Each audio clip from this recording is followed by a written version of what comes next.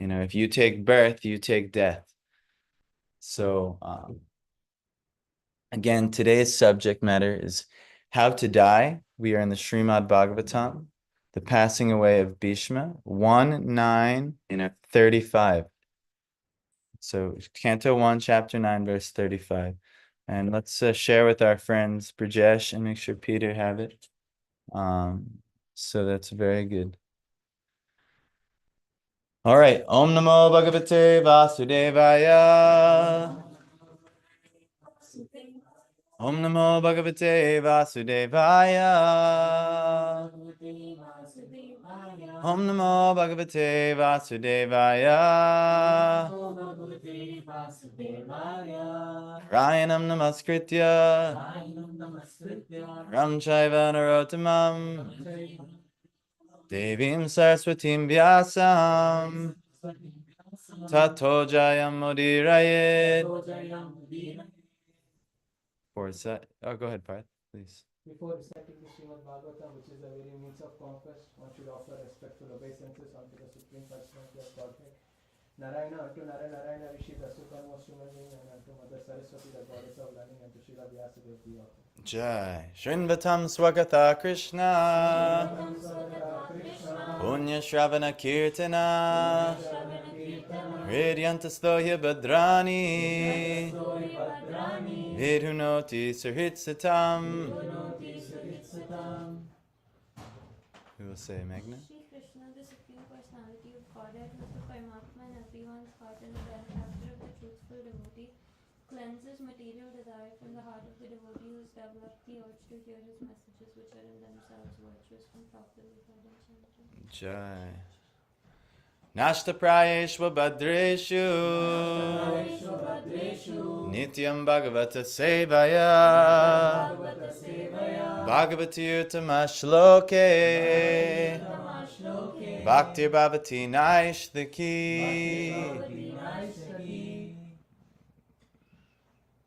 Someone. Classes on the Bhagavatam. Rendering service to the Pure devotee, all that is troublesome to the heart. Is almost completely destroyed. And love and love for who? The Supreme Person of Godhead. Love of Godhead. Love for the Supreme Personality of Godhead is established as an irrevocable fact. You missed one part. Who is praised with transcendental songs? He's Uttama Shloka. So, very good. 10-9, that was very nice. First time I heard you recite from memory. So, this is the remedy for all problems. Who's got problems? Yes. So the problem is not the problem. It's actually that we have material desires. And due to our material desires, we're left with suffering because we don't actually understand factual reality. So we have an illusory desire. And illusory desires cause us illusory sufferings. But actually, those sufferings, if we can dispel the illusion, it doesn't have to be. There doesn't have to be illusory sufferings. And there also doesn't have to be illusory desires. So what's the remedy? Nityam Bhagavata Sevaya, regular hearing the messages of the Bhagavatam and simultaneously serving the pure devotees. By doing this, all that is troublesome to the heart is completely destroyed, almost completely destroyed. And love of the Supreme Personality of Godhead, whose praise with transcendental songs establishes an irrevocable fact. So you get love of God instead, and you get real love, which is what we're all looking for. So hear the message of Bhagavatam. I'll do my best not to muddle it too much. And we'll pray to the Gurus so that happens. So where are we at? Bhishma is training us how to die. Bhishma's on the bed of arrows. Yudhisthira is inconsolable. They send everyone to go see Bhishma. And now Bhishma was giving all kinds of proper etiquettes, all kinds of proper dharma, what a woman's dharma, what a man's dharma is, what is everybody's dharma. And then ultimately, he's giving Bhagavat Dharma. What is the supreme conclusion? And he's going to actually lead by example. How do you die? How do you actually leave this world? Because this is actually a huge part of life. Life also means death.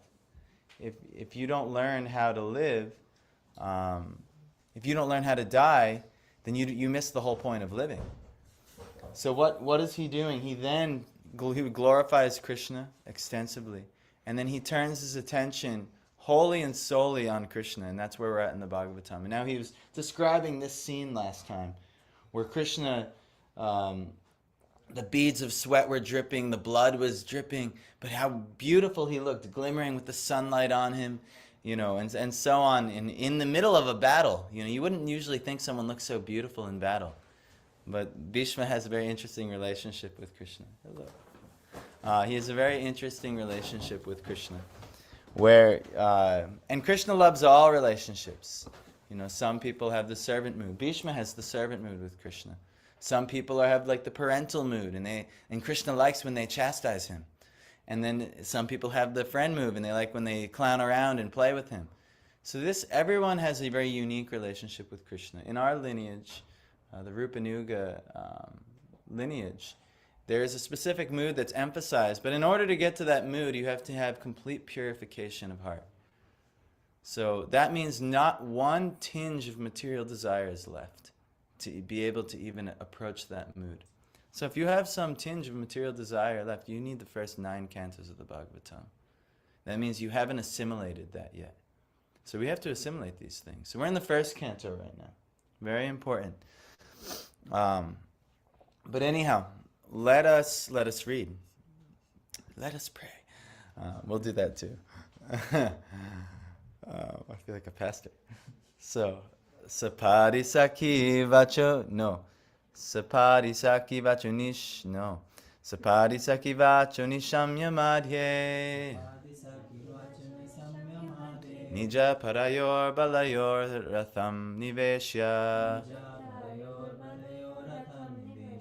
Stitavati parasani kayurakshna.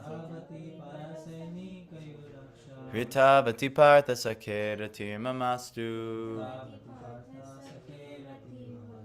Sapadi, on the battlefield. Sakivacha, command of the friend. Nishamya, after hearing. Madhye, in the midst. Nija, his own. Parayo, and the opposite party. Balayo, strength. Ratham, chariot. Niveshya, having entered. Stitavati, while staying there. Parasainika, of the soldiers on the opposite side. Ayu, duration of life. Akshna, by looking over. Hritavati, act of diminishing. Partha, of Arjuna, son of Pritha, Kunti. Sakhe, unto the friend. Rati, intimate relation. Mama, my. Astu, let there be. Translation: in obedience to the command of his friend, Lord Sri Krishna entered the arena of the battlefield of Kurukshetra between the soldiers of Arjuna and Duryodhana, and while there he shortened the lifespans of the opposite party by his merciful glance. This was done simply by his looking at the enemy. Let my mind be fixed upon that Krishna. Now he's describing the Krishna that he saw in giving the Bhagavad Gita to Arjuna. Prabhupada says, in the Bhagavad Gita 1:21-25, Arjuna ordered the infallible Lord Sri Krishna to place his chariot between the phalanxes of the soldiers, like the military arrays. That's what a phalanx is. He asked him to stay there until he had finished observing the enemies he had to face in battle. When the Lord was so asked, he at once did so, just like an order carrier. And the Lord pointed out all the important men on the opposite side, saying, here's Bhishma, here's Drona, and so on.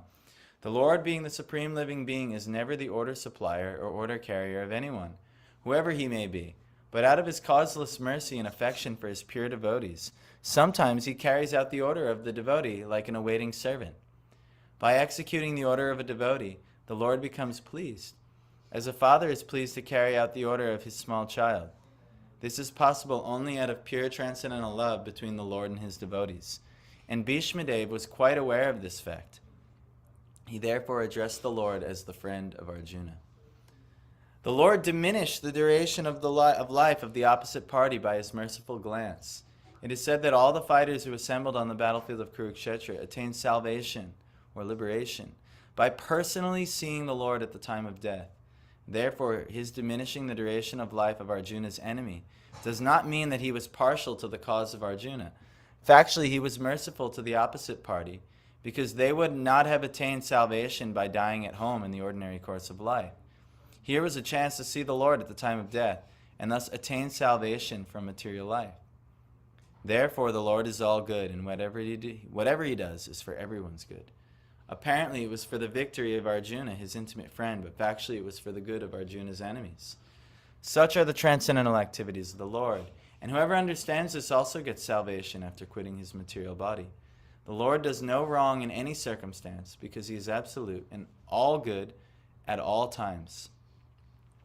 Om Jnana Timirandasya Jnananjana Shalakaya Chakshurun Militamina Tasmai Shri Gurave Namaha Shri Chaitanya Manobishtam Stapitam Yena Bhutale Svayam Rupa Kadamayam Dadati Svapadantikam Vandeham Shri Guru Shri Yuta Padakamalam Shri Gurun Vaishnavamscha Shri Rupam Sagrajatam Sahagana Raghunathan Vitam Tam Sajivam Sadvaitam Savadutam Parijana Sahitam Krishna Chaitanya Deva Shri Radha Krishna Padan Sahagana Lalita Shri Vishakanvitamscha He Krishna Karuna Sindhu Dinabandho Jagatpate Gopesha Gopika Kanta Radha Kanta Namostute Tapta Kanchana Gaurangi Radhe Vrindavaneshwari Vrishabhani Sute Devi Pranamami Hari Priye Vanchakalpa Tarubhyascha Kripa Sindhubhya Eva Cha Patitanam Pavanebhyo Vaishnavebhyo Namo Namaha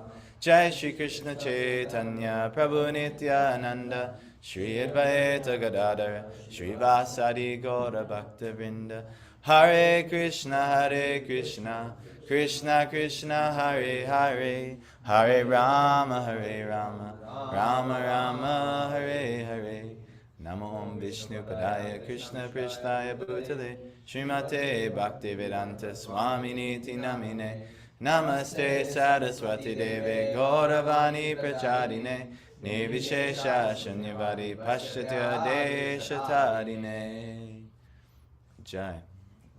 So by the mercy of the Gurus, may we get something here. From this, may revelation actually come to our life. We can't force our way into knowledge. We can't force our way into the Lord. It's only given by the Lord's grace. We have to have bhajan, it means endeavor. You have to have some endeavor. If you don't make any endeavor, how can you expect the mercy of the Lord? But once you make the endeavor, the results, the fruits are not up to you. You know, me and Piyush and Tanmay, we had a long talk the other night, just about the fruits and what we can do and what, we're all hoping for a certain result, right, out of everything we do, but it's not up to us. It's either sanctioned by the Lord or not. And everything he does is in this paragraph. It's all good. It's all perfect. It doesn't, I know it's tough sometimes. Oh, it didn't go how I wanted. But that's good because he's purifying you. He's helping you. Just like on the, everyone, the millions of soldiers on the battlefield. I bet none of them wanted to die on the battlefield. But their death was good. It was good for them. It was good for them to experience seeing the Lord at death. How merciful, actually. What are the chances of one seeing the Lord at death? Actually, I was quite humbled and happy. And the last day, actually, Meghna was there. Me, Meghna, my wife, we went to visit Holly. And there was the Lord on the wall, staring at her at death. And maybe she wasn't able to look back, but the Lord was there with her at death. That's so rare, actually.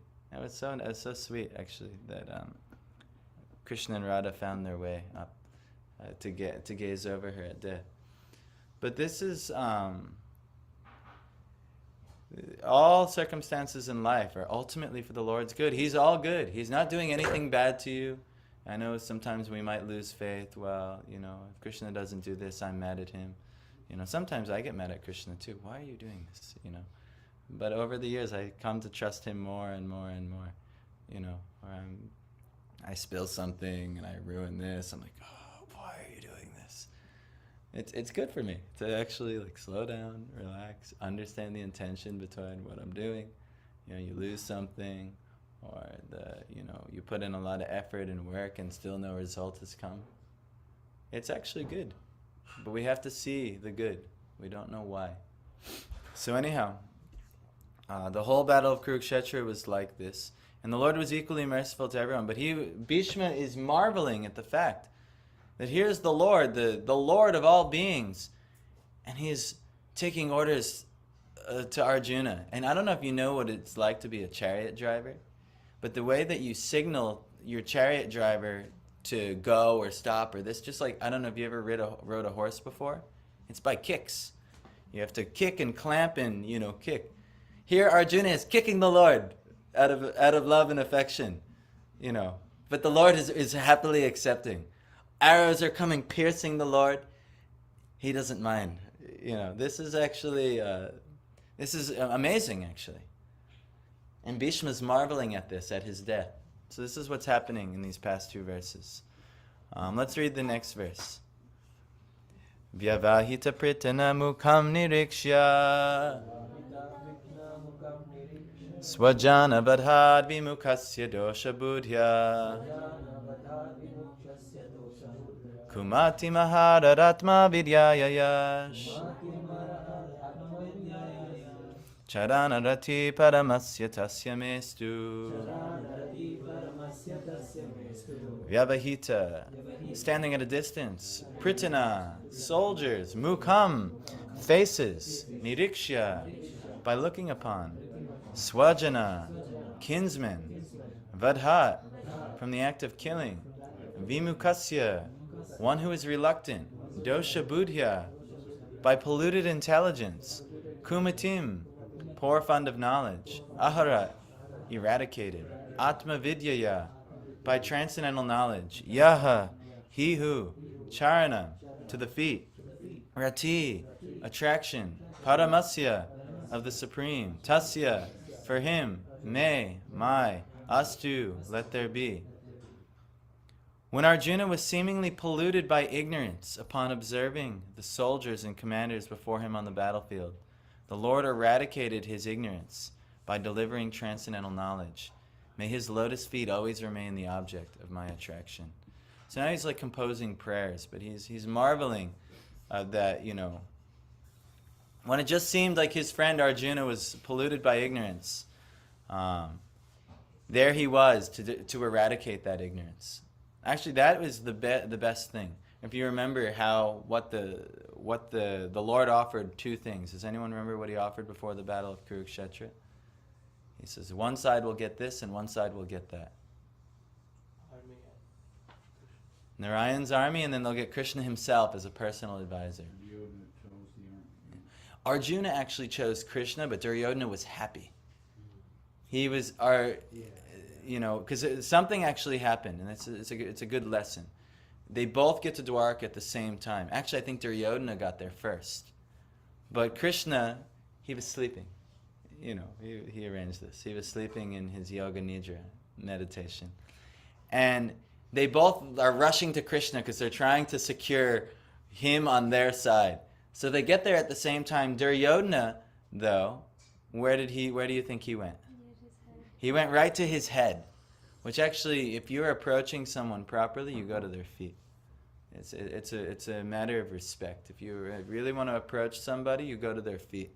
Especially if you want their help, or if you see them as an authority in any way. But Arjuna is very wise. He went to his feet. So naturally, Krishna, he perceived that people were there, so he got up. And if someone is by your head and someone is by your feet, you get up. You see the person at your feet first. So he says, "Oh, Arjuna." And then he looks at, "Oh, Duryodhana." And so, they go back and forth. And then he says, Duryodhana says, "Well, I was here first, so I should ask." He's like, "Yes, but Arjuna is younger, and I actually saw him first. So let's let him choose." So Duryodhana is seething, but he's like, "All right, let's just see what happens here. I need the Lord's help." And the Lord said, "I cannot fight for either side. This is too much. I both have affection for both sides. There's I think Lakshmana, Duryodhana's daughter, was married into his family. At the same time, Arjuna and the Pandavas are his cousins, and Kunti is his aunt, his father's sister. He says, "This is not good. I can't fight for either side, but I'll give one and the other." And Arjuna, because he's very wise, he wanted the Lord as the personal advisor. And this is what he got. ignorance was eradicated. There's no greater gift than your ignorance being eradicated. We think, oh man, if I had this material thing, it would just be so much better. If I just had some money. Who here thinks that? If I just had like a little bit more money, everything would be fixed. Who thinks a little money would help in their life? Yeah, right? Trust me, I got bills, I got all kinds of stuff. More than I've ever had before. Oh, if I just had some money. No. If I just had my ignorance lifted, that's the best thing. Everyone has that opportunity every day. Every day the Lord is offering. Prabhupada has given so many books. Ignorance can be eradicated. That is what you're ultimately looking for. That is the source of all your problems. It's not the money. It's not this situation. No. We had the pictures of the Goswamis. They rejected money. They said this money is... There's a famous Babaji who was an associate of Bhakti Siddhanta Saraswati and Gaurkishora Das Babaji. His name was Vamshi Das Babaji. My wife was reading this and told me this story the other day actually. And Vamshi Das Babaji, he wandered like a madman. He had hair much longer than Piyush's. He had a beard much longer than all of our hair. He used to wander like a madman. He used to hold these deities and he would talk to his deities all the time. So the common people thought he was nuts. But Bhakti Siddhanta, Bhaktivinoda Thakur and Gaurkishora Das Babaji, they all knew what kind of an elevated soul he is. He had all the mystic cities. He was like an incredibly blessed soul. So a couple people got to know of Vamshi Das Babaji's glories. So one person, he wanted to donate some. Please, here, take this money. And so Vamshi Das Babaji accepted his gift. Thank you. And then he went away on his way, and they walked like a quarter of a mile, maybe a mile. And he's with his associates. And he says, we have to go back. And I said, what do you mean we have to go back? This money, I have to give this back to him. And he's like, why? He's like, as soon as I got this money, Radha and Krishna disappeared. I cannot see them anymore. So he turned around, went and gave the money back. Why? Because, and even if anything, if there's any material affection for anything, your transcendental affection will disappear. And he's leading by example. Who knew what he saw? But for whatever reason, he immediately got a little bit of money, he had to give it back. So this is actually, I don't know what this necessarily has to do with the subject matter. I don't know how we got here.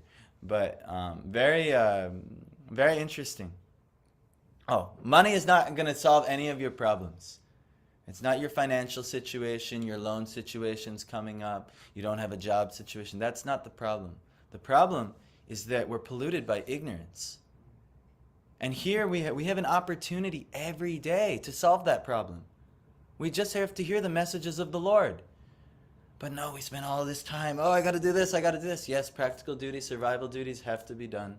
You cannot avoid them. It's called Nitya Dharma. Everyone has Nitya Dharma duties that you have to do just to maintain one's life.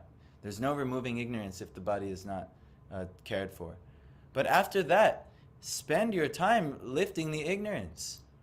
Everyone has enough time in the day to at least lift your ignorance a little bit. And if you don't have enough time in the day to lift your ignorance, that's because you're in ignorance. You're not understanding. You need to make the time. So everyone, this is a quality of the Lord. He'll just decimate your ignorance, eradicate it. That's what Bhagavad Gita is. It's just complete eradication of ignorance. So let's hear what Prabhupada is saying. And Bhishma's praying, may his lotus feet always remain the object of my attraction. The kings and the commanders were to stand in front of the fighting soldiers. That was the system of actual fighting. The kings and commanders were not so-called presidents, or he's going to take a shot at all of the modern leaders. We're not so-called presidents or ministers of defense as they are today. They would not stay home while the poor soldiers or mercenaries were fighting face to face. This may be the regulation of modern democracy, but when actual monarchy was prevailing, the monarchs were not cowards, elected without consideration of qualification. As it was evident from the battlefield of Kurukshetra, all the executive heads of both parties, like Drona, Bhishma, Arjuna, and Duryodhana, were not sleeping. All of them were actual participants in the fighting, which was selected to be executed at a place away from the civil residential quarters. This means that the innocent citizens were immune from all effects of fighting between the rival royal parties. The citizens had no business in seeing what was going to happen during such fighting. They were to pay 1/4 of their income to the ruler, their taxes, whether he be Arjuna or Duryodhana. All the commanders of the parties on the battlefield of Kurukshetra were standing face to face. And Arjuna saw... Oh, how did I lose this? And Arjuna saw them with great compassion and lamented that he was to kill his kinsmen on the battlefield for the sake of the empire. He was not at all afraid of the giant military phalanx presented by Duryodhana. But as a merciful devotee of the Lord, renunciation of worldly things was natural for him. And thus he decided not to fight for worldly possessions. But this was due to a poor fund of knowledge, and therefore it is said here that his possessions or his intelligence became polluted. His intelligence could not be polluted at any time because he was a devotee and constant companion of the Lord, as is clear in the 4th chapter of the Bhagavad Gita. Apparently Arjuna's intelligence became polluted otherwise because there would not have been a chance to deliver the teachings of Bhagavad Gita for the good of all polluted, conditioned souls engaged in material bondage by the conception of the false material body. The Bhagavad Gita was delivered to the conditioned souls of the world to deliver them from the wrong conception of identifying the body with the soul, and to reestablish the soul's eternal relation with the Supreme Lord. Atma Vidya, or transcendental knowledge of himself, was primarily spoken by the Lord for the benefit of all concerned in all parts of the universe. So this is the Bhagavad Gita. This is what Bhishma is referencing, is the Bhagavad Gita. What an incredible opportunity we all have to even have the Bhagavad Gita in our life. Craig and Michael, Hare Krishna, our pranams to you. Thank you for joining to the extent that you could. So we're also fortunate to have the Bhagavad Gita, but I don't have time for Bhagavad Gita. I've talked to so many, I've book distributed the Indian store, so many things. Yes, I know Bhagavad Gita. I know Bhagavad Gita. Yes, tell me how much you know Bhagavad Gita. How much do you utilize this Bhagavad Gita in your life? Oh, no, I studied that when I was 5. Oh, wonderful. I'm sure you got so much from it. But this is the kind of mentality of ignorant people. They don't realize that our consciousness is polluted. It has so much material attraction and affection for things that can never satisfy us. And all we need is to lift the ignorance. And the Lord is willing to do that. He's done it. He's done it to Arjuna, and He'll do it for you. Read the Bhagavad Gita and tell me that you're not inspired. Albert Einstein, brilliant, genius, read the Bhagavad Gita, was incredibly inspired. Ralph Waldo Emerson, one of the greatest philosophers known to the Western world, read the Bhagavad Gita and thought, this is an intelligence that's lost. He was shocked that this type of intelligence exists. But for whatever reason, people is not considering the Bhagavad Gita. We try and share on the street, and people think you're a lunatic. This is Bhagavad Gita. My mom and dad, they would call it so many funny things. The Bhagavad Gita, so many things.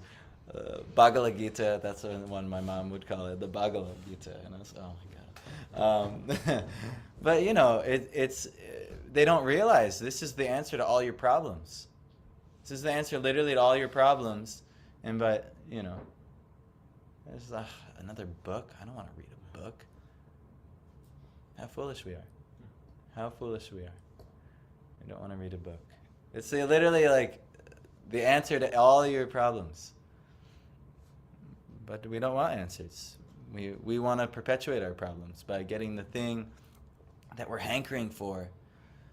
So anyhow, this is the case, and the Lord lifted him out of ignorance. Hare Krishna, Michael. Have a nice day at work.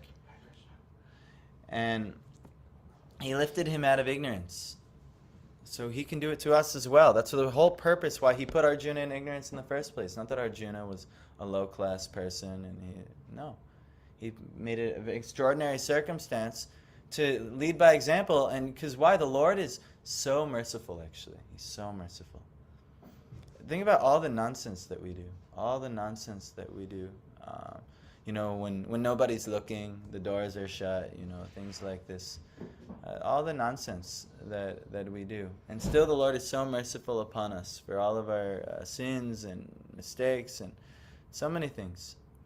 I mean, even we chant that prayer, Namo Mahabhadanyaya Krishna Prema Pradayate Krishnaya Krishna Chaitanya Namne Goret Vishe Namaha. That's the special quality, the speciality of Chaitanya Mahaprabhu. He's just the most merciful incarnation of the Lord. Or even if you're like Jagai and Madhaya, complete drunkard fool, you can get the mercy. Who's the most merciful? Chaitanya Mahaprabhu, that incarnation of the Lord. So most merciful. Even if you're a drunken fool, you can get the mercy of the Lord. So even, I mean, but still, anyone, Bhagavad Gita, the Lord is giving, all of India knows Bhagavad Gita. They know it. They appreciate it to some degree. For whatever reason, it's not like the main emphasis of most people's life. Why? Because they don't see the real value in it. They don't understand. But many of the devotees, especially when they had Prabhupada's commentary on Bhagavad Gita, they read the Bhagavad Gita once and they completely felt lifted out of ignorance and wanted to change their whole lives. That happened to me. Like, as soon as I read the Bhagavad Gita 9 times beforehand, and some scholar, so-called scholar, of the academia, Eknath Easwaran, oh yes, it means this. But I hated his commentary, actually. It's just like this, nah, I just want the words of Krishna. So anyway, I read that 9 times. I read his commentary once or twice, and I was like, it's a short book. But then after many years of practicing, not finding results, not understanding how to actually apply Bhagavad Gita, getting a little inspiration, but not really knowing what to do, I somehow or other came across the devotees, got Prabhupada's Bhagavad Gita. I literally read it 1 time, and I was like, holy crap. I'm going to change everything. Like, just completely, wanted to revamp my life. Why? Because Prabhupada was there every step of the way, actually allowing me to understand the teaching, giving me context and references and all these things. So everyone has such a gift in Prabhupada's books. Look at how much inspiration. I look at it every day we do the Bhagavatam. And when people are actually paying attention and ready, I notice how I see light bulbs going on. Even the past few weeks I've been really impressed with Bala, Kashik's father. Because he's been really attentive and he's been listening, and I just see light bulbs going on in his head where oh my gosh, he's realizing. The look when someone has a realization? I know that look because when I give class I'm looking for that look. That's exactly what I'm looking for. I know if someone's not really getting it or if somebody is wow. It's that look comes where wow, I'm realizing something. It's not me doing it. I'm just presenting you with the thing that, Prabhupada mercifully gave to us, which was with the thing that Krishna mercifully gave to us. So, we have such an opportunity, and, please take it. Just read these books. Make it part of your practice. If you're feeling you're in anxiety and trouble and things like that, yes, what's the cause of your problem? Maya means what? And yes, and what state are you in to be impacted by Maya? What's that, Magna? Ignorance. That's your problem, is you're in ignorance. You're not having, this is not, this situation or my passport situation isn't just right, or the main problem is we're in ignorance. And then if we get out of ignorance, we'll know how to solve the passport problem or the job problem and things. But the main problem is we're in ignorance. Get out of ignorance and see what happens in your life. Let's read one more verse. Swanigamama pahaya mat pratigyam Ritam adhikartum avapluto rathastaha Trita rathachara nobhyayach chaladgur Harir ivahantum ibham gatotariyaha Swanigamam, own truthfulness. Apahaya, for nullifying. Mat pratigyam, my own promise. Ritam, factual. Adhi, more. Khartoum, for doing it. Avapluta, getting down. Rathastha, from the chariot. Drita, taking up. Ratha, chariot. Charana, wheel. Abhyayat, went hurriedly. Chaladgu, trampling the earth. Hari, lion. Eva, like. Huntum, to kill. Ibham, elephant. Gata, leaving aside. Uttariya, covering cloth. This is this exact painting, this verse. Fulfilling my desire and sacrificing his own promise, he got down from the chariot, took up its wheel, and ran towards me hurriedly, just as a lion goes to kill an elephant. He even dropped his outer garment on the way. I don't know if the outer garment is... It's almost falling. What's that? Almost Oh, yes, it's almost falling. Arjuna's clinging to his leg. Krishna's ready to destroy Bhishma with a wheel. And Bhishma's like, yes, this is amazing. That's the painting. So, the Battle of Kurukshetra was fought on military principles, but at the same time in a sporting spirit. Like a friend's fight with another friend, Duryodhana criticized Bhishma Dev, alleging that he was reluctant to kill Arjuna because of paternal affection. A Kshatriya could not tolerate insults on the principle of fighting. Bhishma Dev therefore promised that the next day he would kill all 5 Pandavas with special weapons made for the purpose. Duryodhana was satisfied, and he kept the arrows with him to be delivered the next day during the fight. By tricks, Arjuna took the arrows from Duryodhana, and Bhishma Dev could understand that this was the trick of Lord Krishna. Does anyone know how Arjuna took the arrows from Duryodhana? Anyone remember? No? There was a pastime when the Pandavas were in the forest where Duryodhana wanted to go and show off his new kingdom that he stole. And he brought Karna, he brought everybody. And the Pandavas were on this special lake that was controlled by the king of the Gandharvas named Chitraketu. And so Duryodhana went there, and naturally all of the soldiers went into the lake to bathe and things like that, drink. And Chitraketu was there sporting, and he's get out of here. Who do you think you are? And the soldiers were kind of arrogant. Who do you think you are? We're with King Duryodhana. He's the ruler of the world. And so on. It's just, I don't care. Get out of here. And then some fighting went on. And so eventually Duryodhana couldn't bear the insult. He's, who's this King Chitraketu? Let's get him. And so they went at them, and pretty much they got the crap beat out of them. They got, all the soldiers got rerouted, and they ran in fear. And Duryodhana got captured and held up like an animal. And all of his wives watched, which is very, very, that's the worst thing. For a man, when women see you in a very low place, it's like the worst thing for a man's ego, So Duryodhana had his whole, all his wives, everything about him. And so then what ended up happening is the Pandavas were nearby, and they heard what had happened. And Yudhisthira is so pious, he says, even though Duryodhana tried to kill them, did so many things, he's like, yes, scuffling between brothers happens, but when enemies outside attack us, we are 105 brothers, or 106 brothers, whatever it was. And so Yudhisthira, they had Arjuna and all them. They went to literally the heavenly worlds. Arjuna had the ability to travel to the heavenly worlds. He had some boons when he was there. What's that?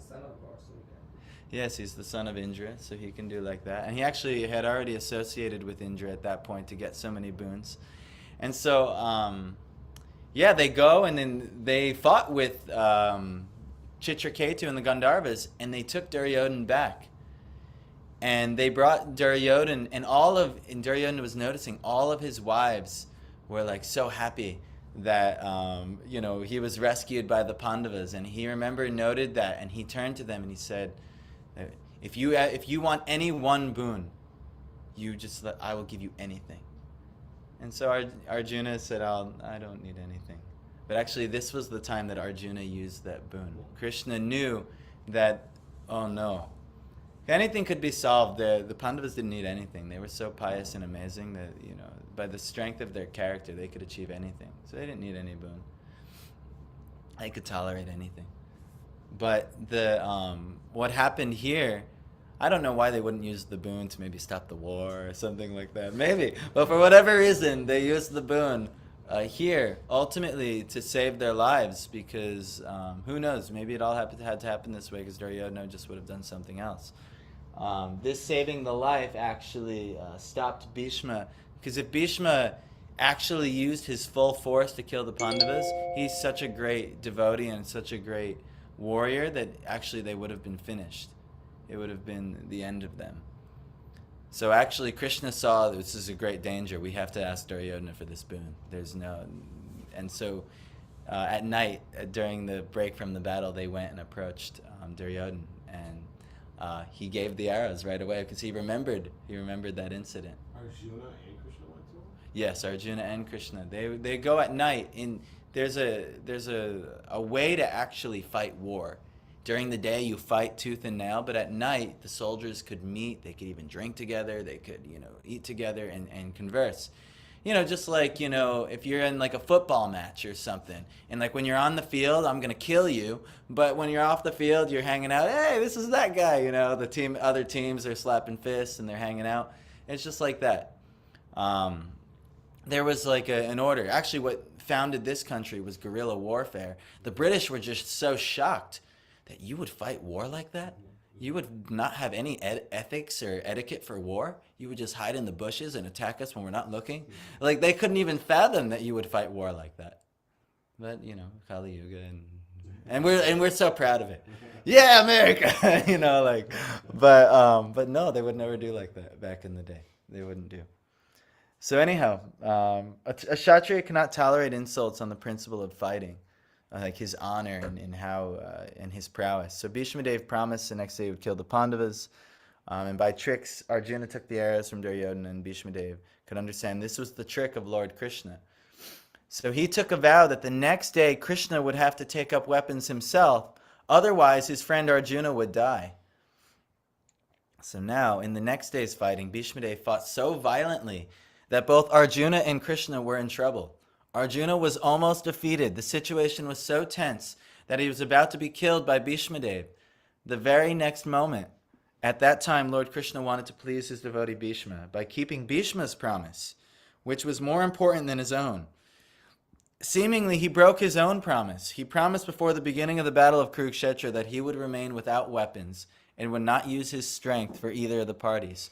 But to protect Arjuna, he got down from the chariot, took up the wheel of the chariot, and hurriedly rushed at Bhishma Dev in an angry mood, as a lion goes to kill an elephant. He dropped his covering cloth on the way, and out of great anger, he did not know that he had dropped it. Bhishma Dev at once gave up his weapons and stood to be killed by Krishna, his beloved Lord. The fighting of the day was thus ended at that very moment, and Arjuna was saved. Of course, there was no possibility of Arjuna's death because the Lord himself was on the chariot. But because Bhishma Dev wanted to see Lord Krishna take up some weapon to save his friend, the Lord created this situation, making Arjuna's death imminent. He stood before Bhishma Dev to show him that his promise was fulfilled and that he had taken up the wheel. So this is the Lord's, even if you make a vow as a fighter against the Lord, that I'm going to make you break your vow, the Lord He's so affectionate to the devotees, and Bhishma is such a great devotee that he actually did. He broke his own vow, and he created this, epic circumstance that Bhishma, at the time of death, this is what he was thinking And about. that situation also explained Bhishma the meaning of vow as well. What vow really means. Yes, well, tell me. Yeah. So Bhishma, at this situation, when Bhishma started to discuss with Krishna, Krishna was about to tell Bhishma that you have all the strength, you have had all the wisdom to stop the war and to stop the mistreatment of Draupadi as well, but you didn't. And then Bhishma said that I was on a vow to serve the king of Hastinapura and not go against him. And then Krishna said you could have broken the vow to save dharma. Bhishma said that vow is the only thing that I have lived by, and don't you think that vow has values? Krishna said vow does have values, they do have meaning, but when they become hindrance in protection of dharma, that vow has no value. Yes. That's why I broke a vow in front of you, showing that what real meaning of vow is to protect dharma, not to protect adharma. So if your vow is greater than dharma, then it should be broken. Yes, this is very nice. Yeah, that's it. Very nice. That's very good. Actually, I didn't. I've never heard it like that. So thank you, Piyush. That was very good. So this. Piyush is ready for like when you go to. Yes. He's ready for your No, he's going to at least one or two on a Wednesday. He's going to present something. I'm gonna have all of these boys are gonna present something. Parth, you have a Sunday. I hope you're ready for that. So I'm giving you a Sunday. So that's my gift for you. So like this is very good. A lot of lessons were learned in this pastime, and actually, even Bhishma was taught by the Lord Himself. And Bhishma is a Mahajan. He knows the semantics and right and wrong in almost every circumstance. But even Krishna showed him in this circumstance the highest principle and what a vow. What should we make? So many vows. I'm going to chant 16 rounds. I'm going to follow these principles, things like that. And actually, you see when you practice devotional life long enough, sometimes Krishna is encouraging you to break your vows. And there's been a few times I haven't been able to live up to my vow. And my wife, it might happen a little bit more to her. But she has, sometimes some overwhelming circumstances. But things like this. Not by choice. Yeah, not by choice. No one. I'm not going to fulfill my vow today. But you see it. Yeah, you've seen that. Krishna will do that. But what's it's a good point. What is the purpose of the vow? And the vow is ultimately to uphold that you're living by the highest principles or dharma. So if you make a vow that's good, like I'm going to chant this amount a day, or I'm going to read this amount a day, or I'm going to do this, that, and the other, I'm going to follow these principles of life. It's ultimately so that you can uphold the highest principles. But if you're going to uphold those vows and then I'm going to mistreat people, and I'm going to act adharmically, and I'm going to sin, and as soon as I'm done with fulfilling my vows, maybe I'll do this sinful activity or this sin. Then what's the point of your vows? So this is actually, this is a great point. So, thank you, Piyush, for that contribution. I think we'll end here because, it's 9:07. But yeah, Hare Krishna. Again, we'll focus on this theme of how to die. Very good. So.